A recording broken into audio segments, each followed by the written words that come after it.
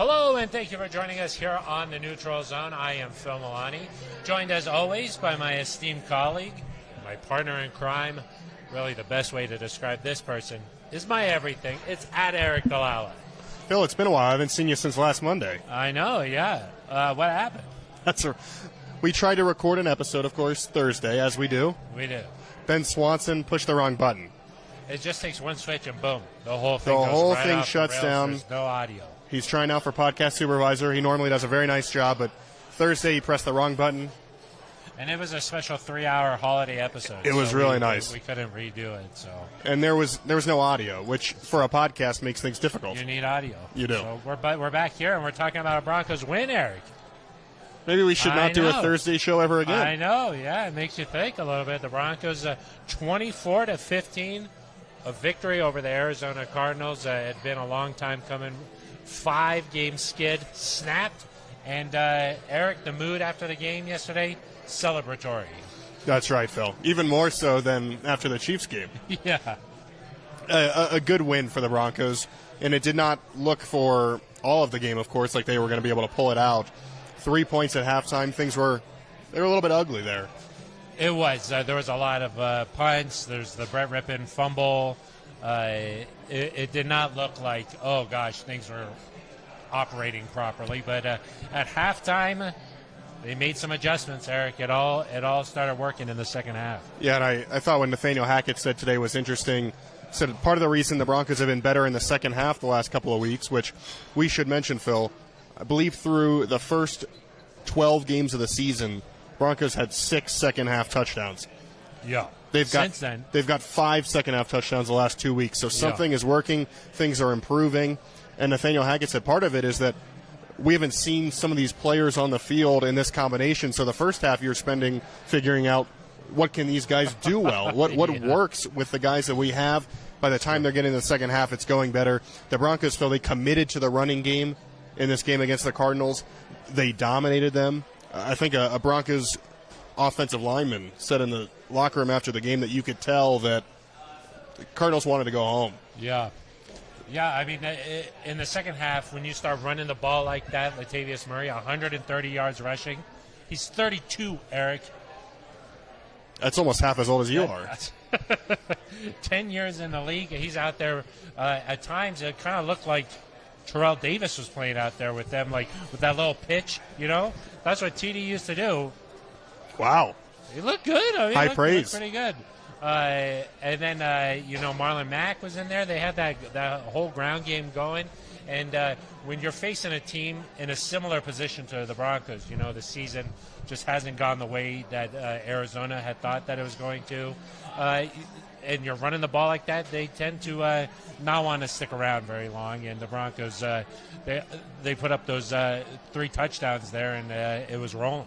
Yeah, they scored 21 unanswered, which was really impressive. The Broncos had not scored 3 touchdowns and a half all season. Of course, they do that yesterday against the Cardinals. Phil, what I thought was impressive, and it's something Nathaniel Hackett mentioned today during his normal Monday after press conference, is that the last 2 weeks the Broncos have showed that offensively they can score in different ways. Yeah, the versatility, yes. Yeah, that was good. That was your question, I think. I do my best. I do my best sometimes. Yeah, exactly. So, a week ago against the Chiefs, the Broncos, they threw 4 passing touchdowns. Jeudy gets in the end zone 3 times. They've got a screen to Marlon Mack. This week they decide we're going to do this on the ground. We're going to pound these guys up the middle. We're going to win a physical football game. And Nathaniel Hackett said if you're an offensive player, that energizes you this time of year because you can go and say, hey, maybe it's me this week in the game plan that's going to get a lot of opportunities. That's exciting, I think, moving forward. And I do think there's some momentum to be gained. Sort of an interesting situation because the injuries have sort of forced the Broncos into this situation where there's this collection of players out there that have never really played together. And it's forcing the coaching staff to figure out ways to make this thing work. I mean, let's be honest. In the first half there, J.J. Watt was a problem. Brett Rypien even said that after the game, that Watt, he a problem. He was. That's what he said. 3 sacks, a forced fumble. I mean, it looked like, on the Broncos post-game live, the show that we do after the game, Todd Davis, Nick Ferguson. Todd was like, Aric it DiLalla. looked like Aric DiLalla was there. Sidney Jones, Alexis Berry, the whole crew's there together. The whole game. It's kind of a nice show. That's what I like to make it. It's inclusive. Yes. Everybody's involved. Eric Todd said that it looked like J.J. Watt had found the fountain of youth. Wow. Yeah. Latavius Murray take a dip at halftime? He took a dip too, yeah. They all kind of were sharing the location. I didn't really see. Did J.J. Watt play in the second half? Well, that's what I was going to say. I was like, Brett Rypien was sacked 6 times in that first half. You got to make an adjustment. The Broncos turned to the ground game.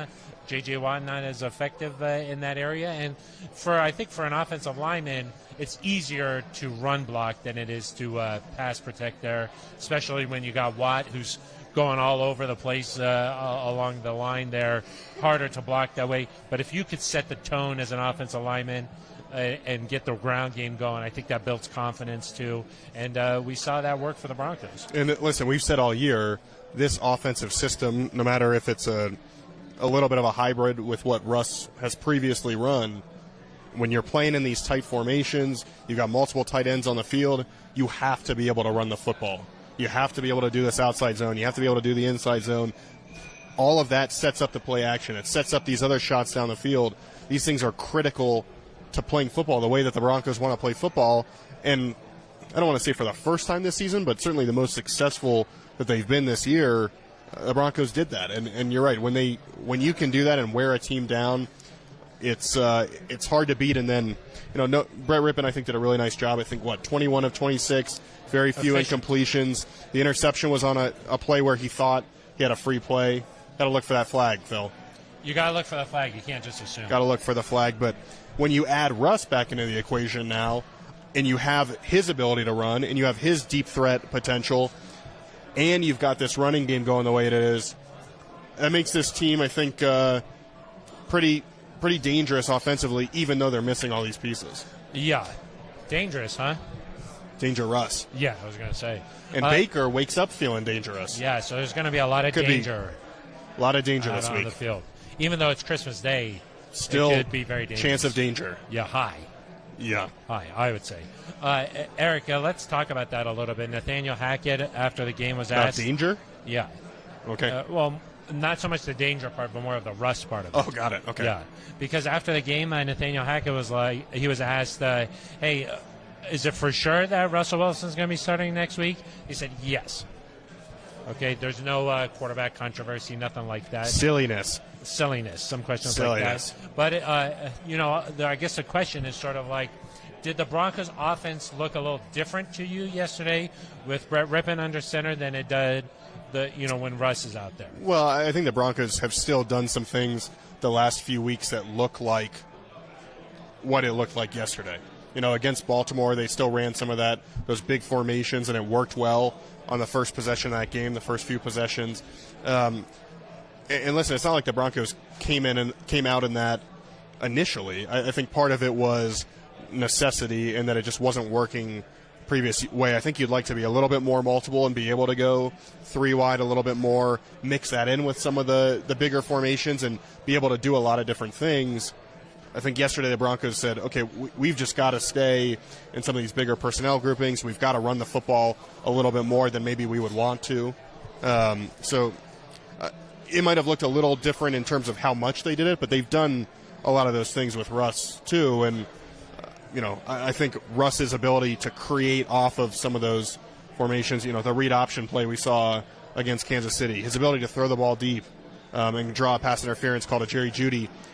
That's what you get with Russ in the game that, and Brett did his job this year, I think. When you're a backup quarterback, can you go in and go 500 in your starts? Yeah. He did that. So, yep. But Russell obviously has a much different ceiling, and so I think you can run this offense and just have more wrinkles, more explosiveness with Russ in there.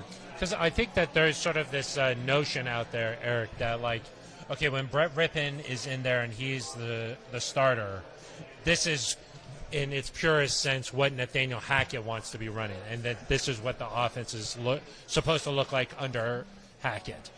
And then there's this sort of other notion that when Russ is in there, it's more of a blend of what Russ has liked to do, his career, what he thinks it will allow this offense to be most successful, and then also what Hackett's done in his background and what he likes to bring in. So there's just sort of that notion that when Brett is in there, it's more Hackett. When Russ is in there, it's more Russ. Yeah, I mean, obviously there's twists in there when Russ is in there because of everything he can do. You know, he's probably a little bit more athletic than most of the guys that typically play in this system. He's able to do more things with his legs. The deep shot is a little more readily available. Yeah, but, you know, there's still elements of this system in there that are not going away no matter what. And I think if you've watched the last few weeks, you've seen that kind of progression there.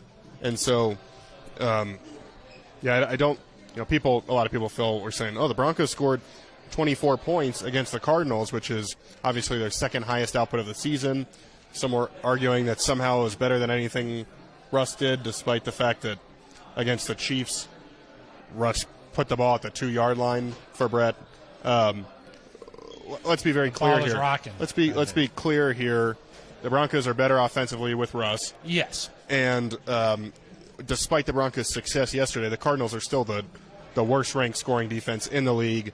And it'd been a few weeks since they'd given up as few as 24 points. So there was still room for improvement yesterday, Phil. And if Russ is out there, I would not have been surprised if the Broncos dropped at least 30.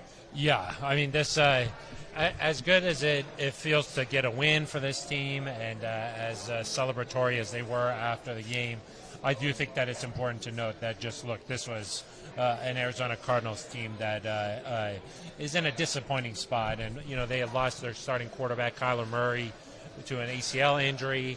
That can kind of take the wind out of your sails, too. And, I just think that that's a difficult situation to be in. And you're on the road. I just think that we got to put this game a little bit in perspective, but not taking anything away from the Broncos' victory, because a win is a win. But there is sort of a notion like, oh, hey, Rypien is doing this and that. The Broncos are better under Russ. Yeah, and listen, they played a backup quarterback and eventually a third-string quarterback. You know, they took care of business, and it was impressive that Brett was able to do that. But the Broncos, they should have won that game yesterday based on the circumstances. And, again, we've talked the last few weeks now about consistency. It's not just 1 week. I was impressed that Jerry Jeudy went out there and led the 7 team. Catches? 70-something yards, I think. He had another impressive day. That's the consistency you're looking for. And so you can nitpick and you can say, hey, against the Cardinals, maybe it doesn't mean quite as much. But if you go out this week again, Phil, and you score another 24, 27, you go out the next week to Arrowhead and you find a way to score some points, then once you start stacking these, Phil, then it's harder for me to say, oh, this is just an outlier, or this is because this team isn't very good defensively. Once you start to do it several times in a row, it becomes a trend, and you say, okay, maybe this team really has taken strides, so we're not there yet, but you can't get to 2 unless you get to 1, and That's you can't true. get to 3 unless you get to 2. True. So the Broncos have now posted in back-to-back weeks their top scoring outputs of the entire season. I would think it would continue this week in L.A. despite facing a pretty good defense. Yeah. Let's talk about that in just 1 second. I want to remind everybody that we are live at Breckenridge Brewery's farm home. That's right. You got to be at a farm home for the holidays. You have to. You know what I mean? Like, that's sort of you'll be home, farm home for the holidays. And that's where we are. Of course. So No place we'd rather be. Exactly. And we're also live on the Broncos official YouTube page, Eric. And we'll take your questions. Leave a question, and you'll answer it. Maybe I'll answer it. It just depends if I like it or not. Yeah, if it's negative, you'll just kind of rephrase it and then send it my way. And then I'll also say, some people are saying this. Yep. But please leave a question. We like to make this an interactive show. That's right. What we were just talking about there, we have a couple of commenters. Daniel W. Halftime adjustments? ? More like third-string quarterback. Let's be real here. Ooh. Let's be real. And then Michi Dog, D-O-G-G. Of course. Yeah, that's how you spell dog. Love the Broncos, but Arizona could be beat by Colorado School of Mines. Colorado School of Mines, Eric. We did nothing special. Oh, well, that's not necessary. That's not very nice. It's not nice. And this time of year, I mean, comments like that, how does that make you feel? Think how good Ferris State must be. Yeah. I mean, like if Colorado School of Mines can beat the Arizona Cardinals, Ferris State. Yeah. How good. Watch out, Buffalo. And the Broncos ownership group obviously made a nice contribution. The Broncos did from the foundation to Colorado School of Mines. What was that, $100,000? I believe so. And that helped students be able to go to Texas to watch that championship game. Yeah, and we should congratulate the School of Mines. Obviously fell in the championship game, but great season. First championship appearance in school history. Really nice. Really nice season. I thought that they would have been able to engineer a victory there. I see what you did there. That was an engineering joke. The Ore Diggers. That's a good mascot. That is. That's cool. Yeah. Of course, gold in Colorado. Yes, of course. You know, isn't there a mascot named Blaster? I'm not sure. I think so. That's a good question. Fact check. Golden, Colorado. He can't hear us. Yeah, he can't hear anything. He's lost. Ben Swanson's just off. He's got his easel out. La La Land here. He's painting. Derek Evans, this is a nice question. Would you bring back Latavius Murray for a backup running spot after his success with grasping the system so quickly? Latavius Murray. Yeah, I mean, first of all, credit to Latavius Murray. Oh, my gosh. What a performance.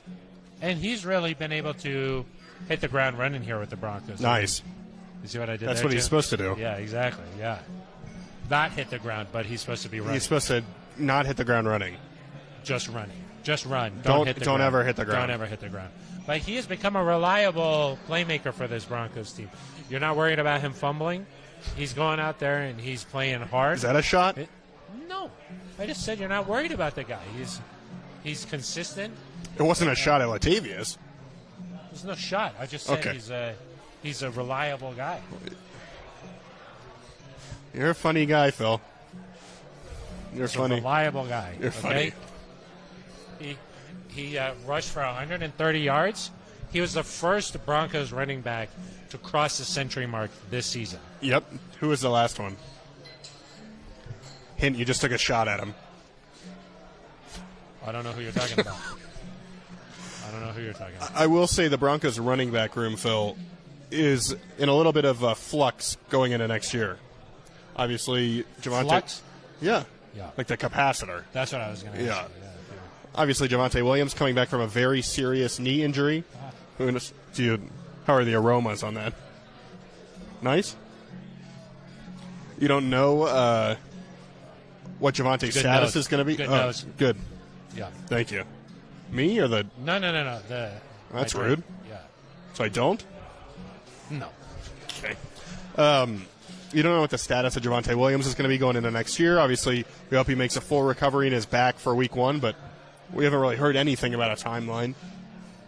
And other than that, Phil, you've got to find guys to fill in around him. Maybe you bring in a young guy, but a veteran like Latavius Murray, we'll have to see what happens. Who knows if he even wants to play another season. But he sounds like a guy who's still energized, who likes his locker room, likes his group of guys. I think he's the type of player you want back, and I think it's a good locker room presence, sets a good example, and clearly can still play. So, yeah, a good question there. I think Latavius Murray should definitely be an option moving forward. Yeah, I mean, it's a locker room full of a lot of young guys, Eric, and bringing in a guy like Latavius Murray. Who doesn't fumble. He does not fumble. No. You should really check out his press conference sound. He was at the podium yesterday. Where would you check that out? You could go to DenverBroncos.com. What would you click on? Videos. Broncos post-game live?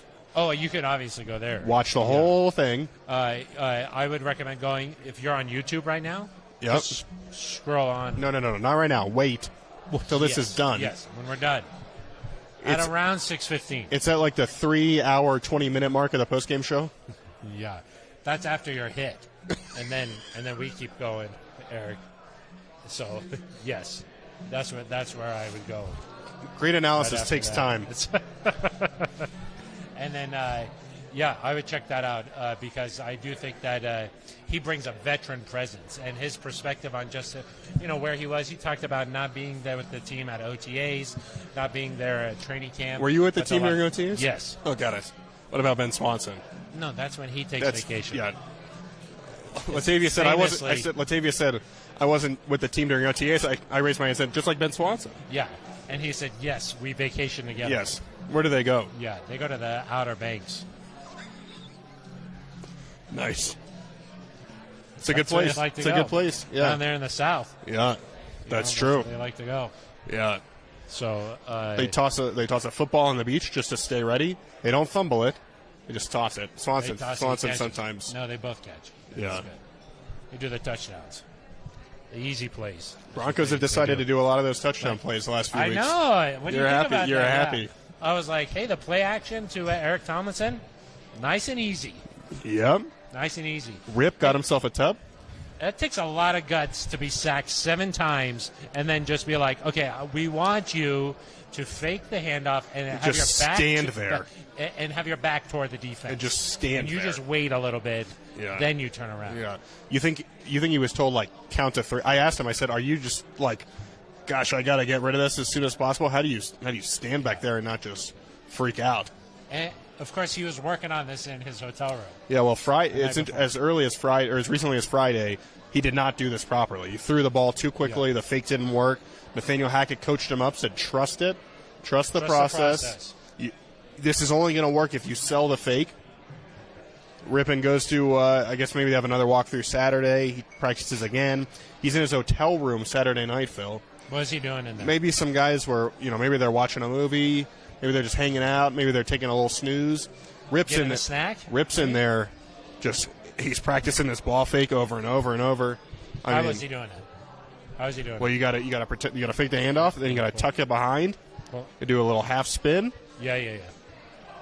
Then he was working on that. It's kind of just a dink over the top. A dink right over the top. Yep. Nice and easy. A nice, easy touchdown. So, and the Viking caught it. That's right. That's when Nathaniel Hackett says they call Eric Tomlinson. That's right. He kind of looks like a Viking. I think that's probably why. This week, Eric, it's supposed to be very cold. On Thursday, I believe the high in the Denver metro area is 1 degree. The wind chill? Why so high? Why so high? Forget about it. Eric Tomlinson, he's like, I was built for this weather. Yeah, he's built differently. Correct. And he'll be out there on the field, maybe no sleeves. Yeah, and like a fur vest. Yes. Maybe with like an oar. For the boat. Yeah.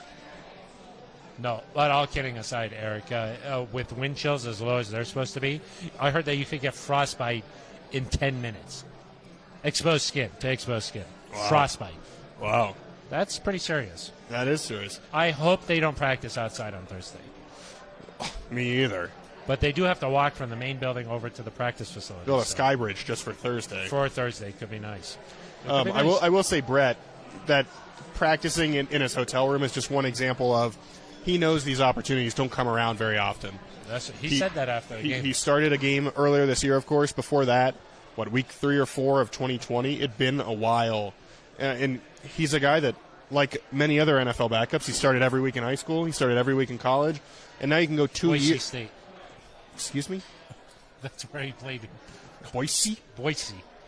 That's Boise State. Boise. Okay, don't. Okay, Idaho people will respect it. It's not New Jersey. Shout out to Matt Boyer, of course. Idaho? Yeah, his wife is from Idaho, just like your wife and my wife are from Oregon. Yeah, that's true.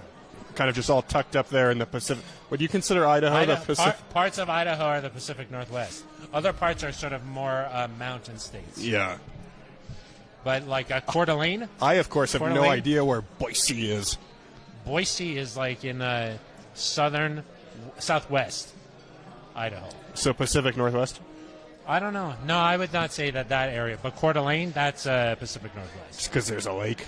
There's a nice lake there. It's more sort of tucked away. Oh, yeah. In the northwest. What do you call that? Pacific Northwest. Yeah. That's where in the chute. That's where they are.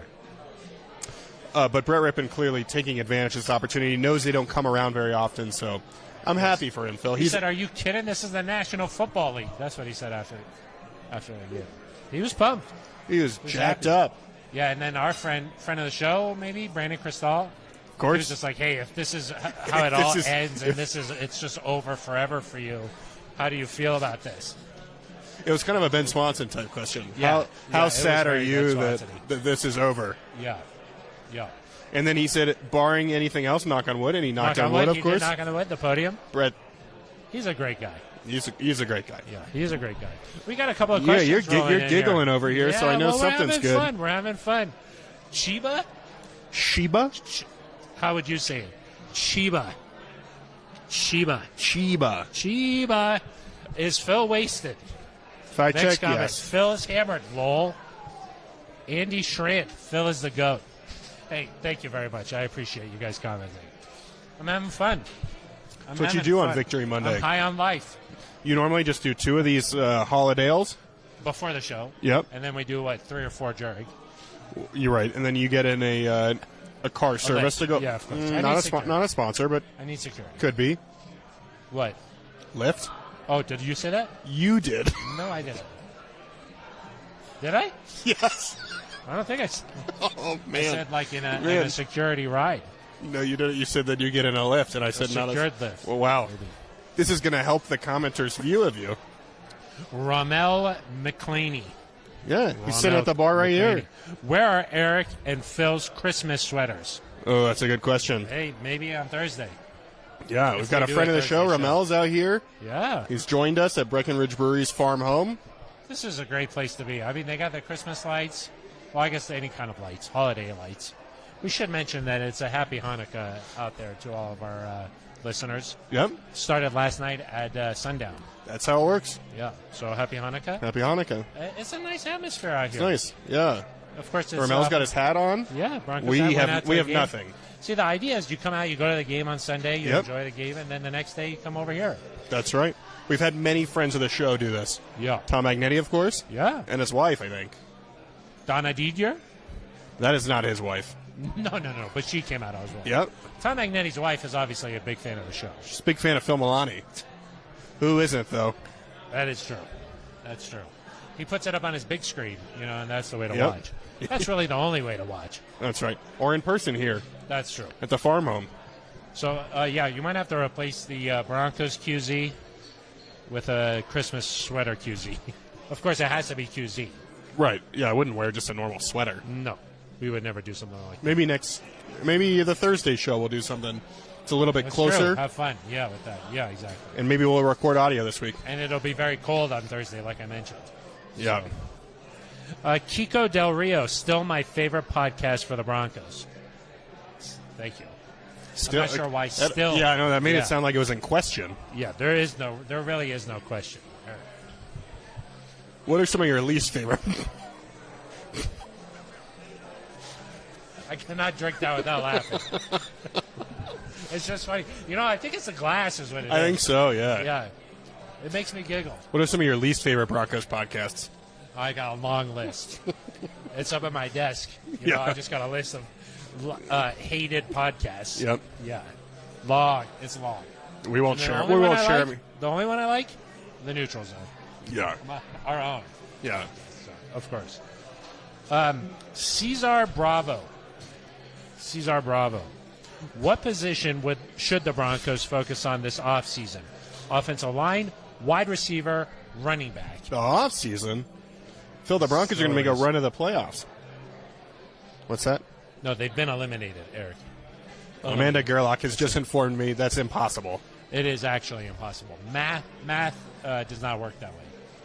Mathematics. Oh, before I answer this question, which I will, can I ask you a question? Yeah, of course. Because there was some. Wait, Kiko Del Rio says Eric is awesome. He showed me mad love at the open practice. Let's go. I gave him a sticker. Mad love. What'd you do? I gave everybody in line stickers. The Neutral Zone. Mad love. Okay. They were shouting, "Phil won't send us a sticker. Phil won't send it to us. You have a sticker." Look, this time of year, the United States Postal Service. Don't blame it on our good men and women at the Postal Service. They're busy.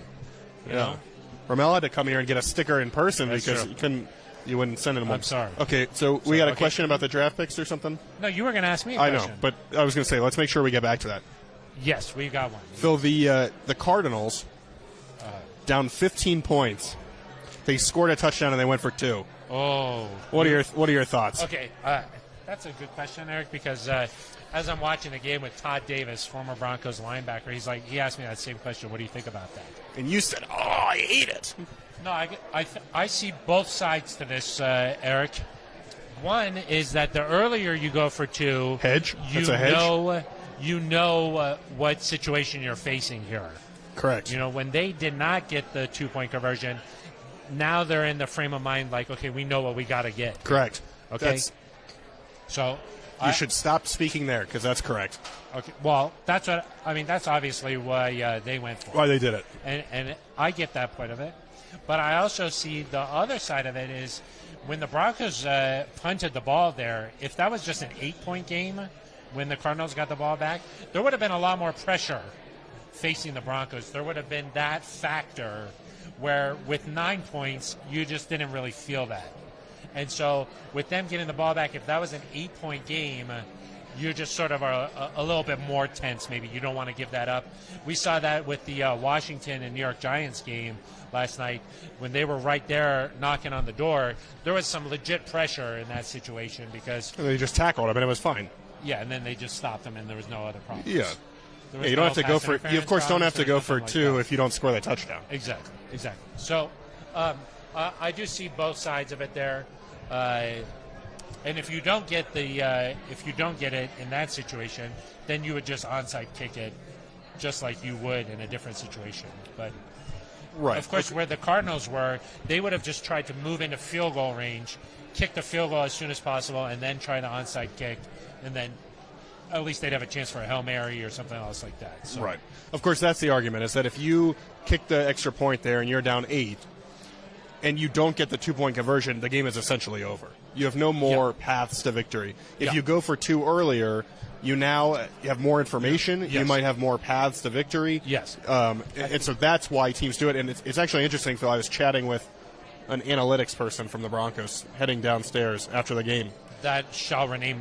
Yeah, of course. I don't want to. Adam. Yeah, I don't want to dox them. Adam. Out them. You don't want to out them. Well, if you're on Twitter, you would at them. Adam. I don't want to. They were not named name is Adam. Okay, got that. Yep, Adam. I was just checking because I heard so many media members in the press box say, "Oh, what are they doing?" That I thought I was starting to go a little crazy. Oh, yeah. And he said, "Yeah, that was absolutely the right move." And then I said, I've actually read that when you're down 14, you're supposed to go for 2 as well. Ooh, he said that or you said that? I've read that. You've been doing statistically. Because if you go for 2, because the goal is to win the football game, not tie the football game. So if you go for 2 and you get it, the next time you score a touchdown, you can take the lead. If you don't get it, next time you go for 2 again, you tie it up. That's a little bit more, the percentages aren't quite as clear, lopsided in your favor, and it's a little bit riskier, obviously, because if you're down 14 and you can guarantee a tie and you go for 2 and don't get it, you've opened yourself up to a lot of criticism. So you don't see a ton of teams do that. But even if you get a tie, though, that's better than a loss. And you extend the game, so you right. So that's part of the issue is that this relies a little bit on assuming you want to win in regulation, which of course you can win other ways. Yeah. That's it, but I think it's an interesting conversation. But I understand why Arizona did it. Of course, I don't think there's any criticism there. That was totally. You weren't in the press box. There were some. Yeah. Swanson stood up and screamed, "What are you doing?" Yeah. And you're like, I was like, just sit back down. Just relax. work on your painting. Yeah. Okay. Your pastels are drying out. Pastels are getting, exactly. Andy Schrant says Sunday's game cemented this. We will have a Murray Christmas. Your thoughts? You do enjoy a nice as long as it's a Latavius Murray Christmas. That didn't make any sense. Why not?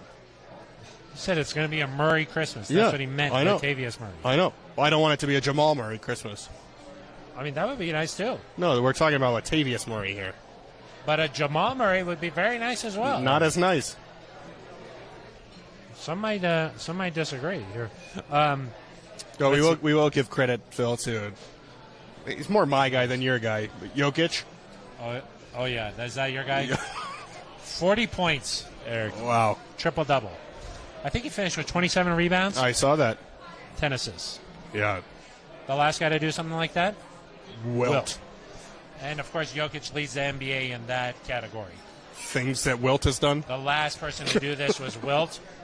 I think you just saw a tweet that said that. That's a new category. Yeah, you saw a tweet, didn't you? No, I think I made that on myself. Andy Schrant, our favorite commenter here tonight. Thanks, Andy. Do you guys think Jerry Jeudy will get to 900 yards? He currently has 663. He'd have to average 79 yards per game over the final 3 weeks. It's a really detailed question. He's a big fan. Did Swanson provide that context, or did the? Yes. I don't know. There were brackets. Swanson's brackets. So I don't brackets know. Means yes. Normally he highlights his area where he puts it. Fact checks. See on here, there's a little area that says fact checks. It's empty. That's where shocking. Yeah. Normally that's where he puts his get nothing comments. wrong. Yeah. Okay. Could you read that again? He deleted it, right? He'd have to average 70-something yards a game. Said, he was wondering if Jerry Jeudy would get to 900 yards receiving. A classic plateau that you want to get to. That's a milestone that, hey, how many 900 yards seasons does he have? Yeah, that's a big number. He just wants to know, do you think that – I mean, I think that they use Jerry 70 yards? How many He'd does have he to need? average 79 yards. Oh, so essentially 80. Essentially what he did yesterday, he has to do that 3 more times. I mean, it's not impossible. The interesting that thing. It's possible. Yeah. The interesting. I don't know if it's probable. It's possible, but I don't know if it's probable. Do you think there's a will? Because then there's a way. It could be. Yeah. If the Broncos get Cortland Sutton back, I think that helps Jerry Jeudy. Oh, interesting. Jerry might get fewer targets and catches, but I think he'll have the chance for some bigger plays. Oh. Because. A week ago when he had 3 touchdowns, he didn't have all that many yards. No, but he had 3 touchdowns. He had 3 touchdowns. Nice. But that 3 touchdowns, it's not going to get you. You think it gets you closer to some wins. You think he can get to 900 touchdowns this year? He could get to 10 touchdowns. I'll tell you what.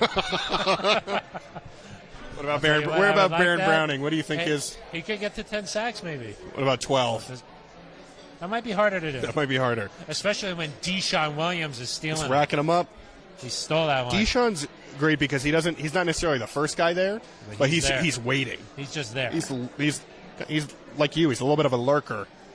Oh, do I do that? You lurk a lot. Really? Like in what sense? What do you mean? Like the Slender Man character was based off you. Oh, what? I don't know. Ben Swanson's talking off camera. I don't know what that's about. He said you're not very slender. Oh, wow. That's a shot. Jerry Jeudy, I'll say no. I just think running out of time a little bit, but I do think. Just like this show. Thank goodness. I do think it's possible we see Jerry get to a 100-yard game over the final 3 weeks. I don't know that he's going to do it every week, but. I'm going to say yes. 900? Yeah. What about 1,000?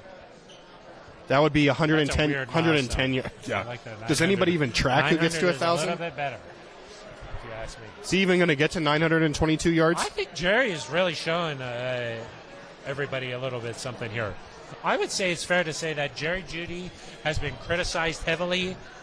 He was the 15th overall pick. A lot of pressure on him coming out. Yep. That was a big wide receiver class, like a lot of pressure coming on him. And now I think that at least these last 2 weeks, he's really showing that he can live up to that hype, Eric. And I think that he can continue that. There's no reason to think that he can't, especially if he stays in this position and is used the way that the Broncos have been using him here. He creates separation. He's just wide open, dude. I mean, you like wide open wide receivers? I enjoy it. I love that. I enjoy it. I will say he had 70 something yards this last week. It's not like he. Sorry, what? He had 70 something yards this last week. It's not like he went out and posted a hundo burger. What did you say? A Wattenberg? No. Of course, of the many questions in the press conference today, it was nice to have one about Luke Wattenberg. Luke Wattenberg. You had to get a nice. You had to get that in there. But many people are wondering about what's going on there. Do you have an update? Yeah, he's going to be playing. He's going to be playing. Oh, wow. Because of the eye. The Quinn Miners. The eye. His eye. You ever been poked in the eye like that? I ain't just going to go out and poke somebody in the eye. Yeah. Akeem might know something. But that would be painful. That would be painful. Hard to play football if you can't see. That's true. It makes you think. You are great at this. You think O-linemen should wear a visor, Eric? Maybe. Just because things why in don't the trenches, they? In the trenches. It can get dangerous. I think the fog situation is why, too steamy in there. It gets a little steamy. Especially if it's going to be cold, it gets cold. Can I go back to Jerry for a second? Yeah. We'll get back to Luke Wattenberg on a future show. I would say with Jerry, the thing I want to see is he still has never had 2 consecutive games with a touchdown. Oh. And I was really hoping. You were saving that. You had that in the back I was pocket, really hoping that yesterday he was gonna just kind of shed that one. I could do a nice tweet. First time in his career that he scored a touchdown in back-to-back games. Did you get that from the weekly release? If Jerry Jeudy scores a touchdown in one more game, he'll score a touchdown in 2 consecutive games. Yeah. It's helpful to know. That's a good one. For the first time in his career. No, I would love to see that over the final stretch here. We're all about consistency here. We love if you show up in a consistency. nice QZ one week and then the next week you're wearing like a T-shirt and sweatpants, it doesn't work. You got to wear a QZ week in and week out. I want to see Jerry show that he can be a dominant type guy every week. So that's my goal for Jerry over the final 3 weeks. Score a touchdown in 2 consecutive games. Yeah, that would be nice. That would be more points. If there was a weekly release for this show, it would be like the next time that Phil shows up not wearing a QZ will be the first time. Yeah. The next time Phil says something factually correct, it'll be the first time. No, that's incorrect. That's not part of it. Orange-colored glasses. Orange-colored glasses. Is that you? Gotta love the live. Oh, obviously. The live is nice. We keep it. You haven't done a lot of your Holiday Ale, though. Maybe time to take a sip. What'd you say? What'd you say? That was a big sip. It's almost time to wrap up the show. Yeah. All right. Who do you think should start at quarterback? Any final thoughts here? Russell Wilson for sure. Okay. Oh, you think if I start having some of these? Yeah. We'll just see what happens. Crazy. I know you will. Is it time to wrap up already? Well, did Peyton call yet or no? I don't think they're doing a Manning cast today. I don't even. Who's playing? Yeah. I guess the Broncos have played second week in a row that Monday night opponent. The Broncos are playing a Monday night opponent. Yeah. They got the edge they need. Do you think there's any Nathaniel Hackett was asked about this, any impact of playing on Christmas Day? No. I mean, it's just Sunday. It's a regular week, I think, for the Broncos. So, it's just another day. Just another day. Of course, that's how you look at it because you're a Scrooge. I'm going to go out there. I'm going to support the team. I'm going to be at this game with them. You, of course, you have no interest in going with the team. I'll be hosting Broncos postgame live. Who's going to be on it this week? That's a good question. I got to double check. I got to make sure. Make sure. It could be Todd and Nick. And it could not be. It could be Todd and Nick. Orange-colored glass is a live beer drinking. That was. I think that Ben Swanson made a mistake. Oh, he did not include the full comment. And then, we're just hung out to dry here. Yeah, gotta love the live. He forgot the beer drinking. Yep. And then underneath, he blamed his browser. Said that it just stopped working mid-comment. What do we think about that? My gosh, I prefer people just to play through things. I don't want excuses. I want them to take accountability. Yep. Yeah, accountability. Yeah. Accountability. This is kind of like if you fumble too many times, maybe you're just done. Murray has to come in. Yeah. And take over. Swanson's fumbled a couple times tonight. Maybe Amanda Gerlach she's poised for big things. She's got to come in maybe and play back. She could be the Brett Rypien of this show. Yeah. But then, scores so many points. That would mean that Ben would be back next week, and I'm not sure if we want that. We don't. I don't know. Oh, and then orange-colored glasses says it was my fault. We like this kind of commentary. Yeah, good job, orange-colored glasses. You can comment on any of our shows. That's sort of how we feel. Eric, I think it's that time. I think so. We should mention that Ben Swanson, behind the scenes, Amanda Gerlach, they make this whole thing possible. That's right, Phil. And we also had one of our favorite fans come and join us live today. Always nice to have people out here. Yeah. We're here. Yeah, go ahead. Go ahead. Sorry. I'm sorry. The Breckenridge Brewery farm home. It's a farm home. In Littleton, off Santa Fe and Brewery Lane. Yeah. You know, when you're in a farm home, you tend to talk over each other. Yeah, we're just having some banter. Yeah, we're just going with the flow. I should mention, Phil, before you close the show, people are very worried. They're anxious to know who won our contest. Oh, yeah, for please. a $100 gift card. We'll reveal that on our Thursday show. They call that a tease in the business. Yep. They, of course, have already been. Oh, have they? No. Oh, okay. We don't want to reveal that. Yeah. Right now. That's true. Maybe you've won. Maybe you're sitting at home right now and you're like, you don't even know. You don't even know that you've won. Little Susie still doesn't have her. Yep. Silly Larry. Yeah, Silly Larry. Goofy Raj. Goofy Raj? Yeah. Who's that? That's your neighbor. Oh yeah, my neighbor. Yeah. They still need their gift. That's right. We're getting close. We're getting close to the big day.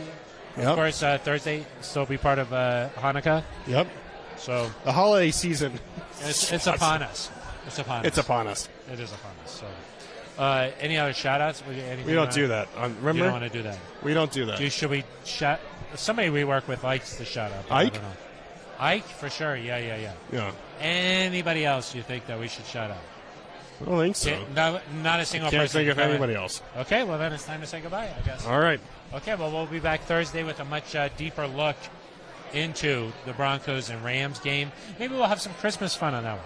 Could be. Got to tune in and find out. Yeah, we have to find out. So we'll be back on Thursday. Until then, for Aric DiLalla, I am Phil Milani.